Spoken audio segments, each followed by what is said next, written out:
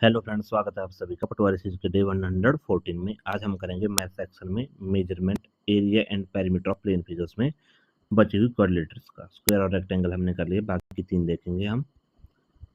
सो एचपीआरसी द्वारा और बाकी क्वेश्चनों के द्वारा कई बार फॉर्मूले भी पूछ लिए जाते हैं। तो पहला है पैरेललोग्राम।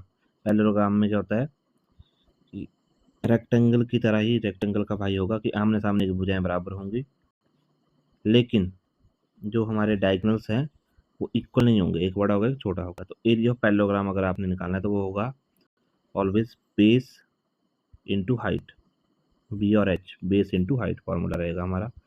देन रोम्बस के लिए, रोम्बस है स्क्वायर की तरह, चारों भुजाएं बराबर, लेकिन इसमें डायगोनल्स इक्वल नहीं होंगे। ठीक है, तो एरिया ऑफ रोम्बस जब भी रहेगा वो रहेगा half into product of diagonals. जैसे हमारे वहां पे था हाफ इंटू डायगोनल्स का स्क्वायर, क्योंकि डायगोनल सेम से यहाँ अलग अलग है तो d1 इंटू d2 ये रहेगा हमारा फॉर्मूला।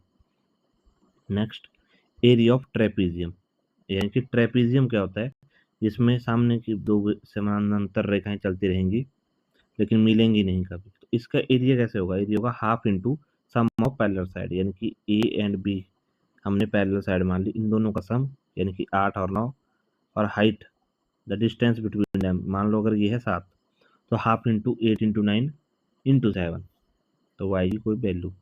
ये क्वेश्चन देखते हैं। एरिया ऑफ रोम्बस दिया गया है हमारे पास, एरिया ऑफ रोम्बस निकालना है, सॉरी एरिया ऑफ रोम्बस हमने निकालना है। हमारे पास डायगोनल दिए गए हैं 9 सेंटीमीटर एंड 8 सेंटीमीटर।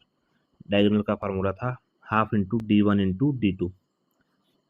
ठीक है, तो यहाँ पे d1 क्या होगा 9 और d2 क्या होगा 8 इंटू 9 इंटू 8, 2 4 जा 8, 9 4 जा 36, तो 36 सेंटीमीटर स्क्वायर हमारा आंसर रहेगा। सो इन दैट थैंक यू।